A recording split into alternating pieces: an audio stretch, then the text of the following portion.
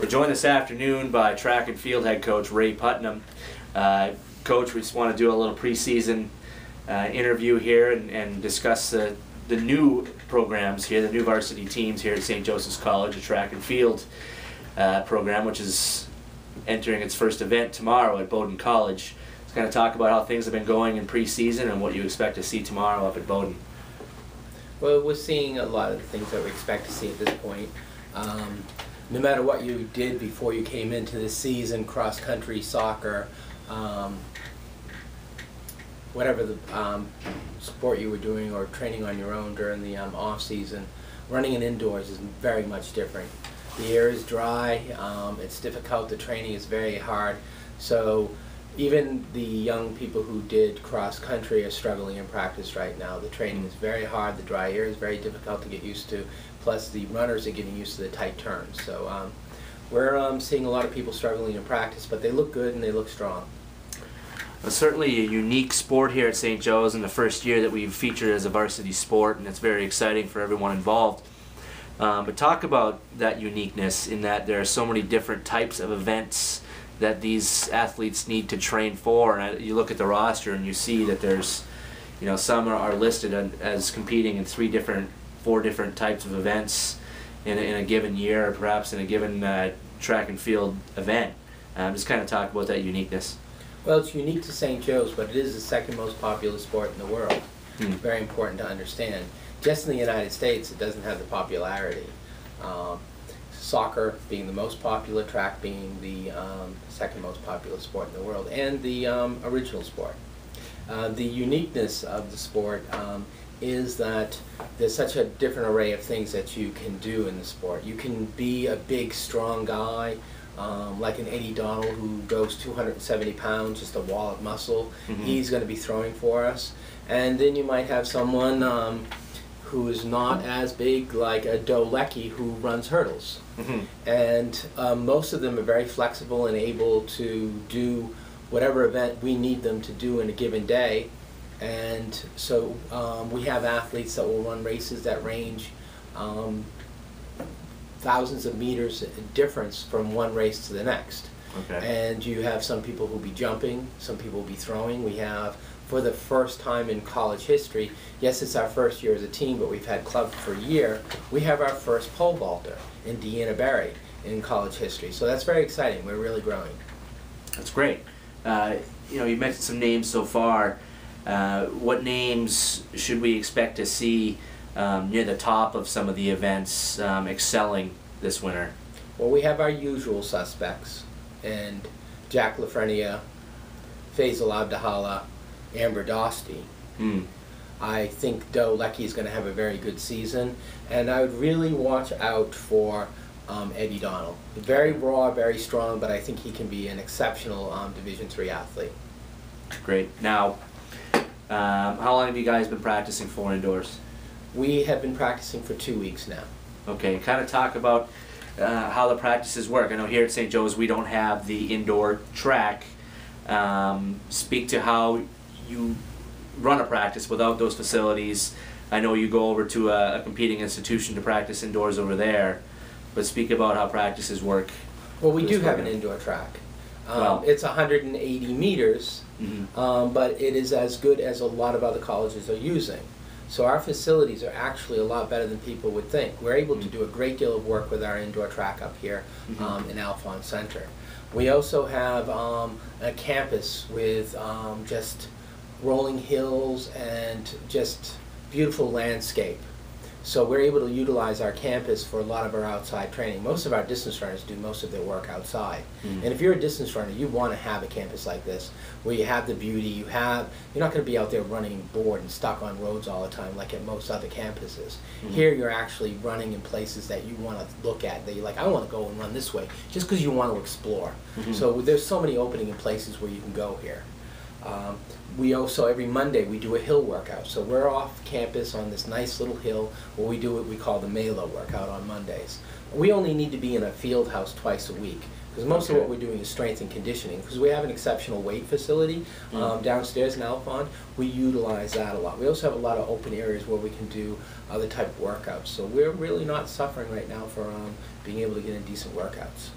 That's great. And how about the, Deanna Barry, the pole vaulter, or Eddie, the thrower, and some of these individuals that, we don't have the throwing pit, we don't have a pole vault here on campus, but what do they do in practice to hone their skills in those particular events? It's a lot easier with Eddie because we're doing a lot of strength and conditioning. We're doing strength and conditioning with Deanna as well, of course. Right. But yesterday we were on the track and Eddie was going over, he's going to be a spin, what's called the Oakfield spin. And we're going over the form of the Oakfield spin, and basically we have to break it down into drills. So we're using drills to be able to get him to be able to be quick across the circle. So we're working over the first step over side. So he's able to be able to get speed to the first positioning. Then once we get to the first position, we work on second positioning, and then we're going to work on block. And those are all things that you can do outside of the track. If we need to throw, we can use a lighter implement, and we can actually throw right here in the hallway. We're not going to try to throw a 16-pound shot in this area because it would probably make a lot of noise and people would probably be like, what was that? So we're going to be careful of that. A lot of the stuff that we can do in pole vault, we can actually do in the gym, and all we need is a box, and we can do box drills for the pole vault. Okay. We really only need to vault a couple of times a week. Most everything else is really getting the run down and getting the form down, which you can do without a vaulting pit. Okay, excellent. Now going into tomorrow's meet, the first varsity meet in school history for track and field, what do you expect to see tomorrow from your teams? We're going to take some lumps tomorrow. I expect that we're going to have a few exceptional athletes. We're going to see some athletes that are freshmen. They're going to get their first college experience because even though this is our first varsity year, a lot of these guys have competed against these runners before as club. Right. The difference is we're going to be varsity for these guys. But for these freshmen, this is going to be their first time in a collegiate experience. Now they're all high school stars. They're all used to winning. They're all used to being up in the front. For the first time in a long time, they're going to experience the back. Yeah. Some of them might not. Some of them might actually excel and do very well. We've been seeing a lot of nice things from a few of our freshmen. Billy Brooks is coming along very nicely. Looks very strong. Our sophomore running track for the first time, Heather Eaton, is looking very strong. We think that she can be a very strong middle distance runner. So I think we're going to score some points, but I think you're not really going to see who we are until probably around February. And around February, I think we're going to be a very decent squad. What are some differences between a high school track and field and a college track and field meet for those that don't know a lot about the sport? Well, there are a few events that you don't have in high school, like the 35-pound weight, but the events are very similar. In Maine, you don't have the 600, you don't have the 1,000. In most high school meets you run the 55 meters. A lot of college meets we're running 60 meters. So there are some slight differences. Really the big difference between a high school meet and a college meet is the athletes are bigger and stronger and faster. Right. And so there's an adjustment there to, like you said, being used to being ahead, and now maybe you're in the middle or behind, and just adjusting to those scenarios. I was a big star in high school. I can remember my first few college races. Going, boy, this feels weird being in the back. I remember one race in cross country taking it out in 4:54 for the mile in a 5.6 mile race, and I was like, 4:56 for the first mile and I'm in second to last place. That was a strange sensation, and they all have to go through that. And I explained that all to them. I explained to them what it's like to run in college. And when you say went out 4:56, they're like, what? You know, that won in high school a lot of regular season meets for the mile, and that's what you're running through the first mile. So I try to give them examples and stuff to get an understanding of what it's going to be like.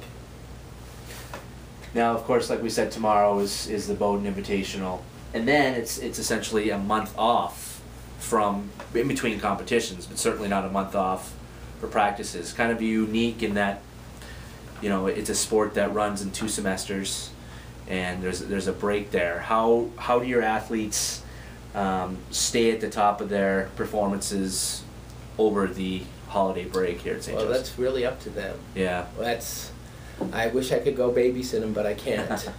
So the hope is that they're going to do some work in the off season. If they do some work in the off season and they really keep a focus in that off season, which is the semester break, we are going to have some very strong performances this year. I think that the men's team can actually make some noise in the main state championship. In an inaugural year, we have the possibility.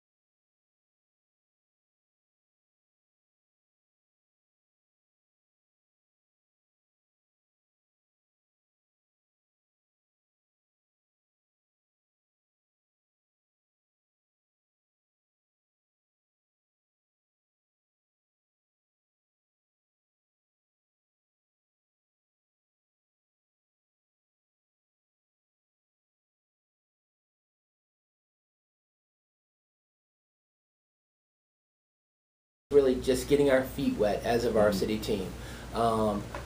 Letting the rest of the state know that we're here and that we're a very serious program and that we're building and we're growing.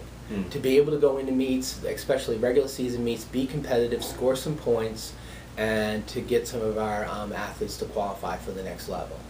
To see improvement, to show improvement over the times that they had in high school and the times that they had last year as collegiate club. Well, great. Well, Coach, good luck tomorrow and this season overall.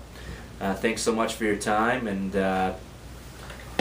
congratulations on the track and field being a varsity program, and we'll see where it goes with a growing team.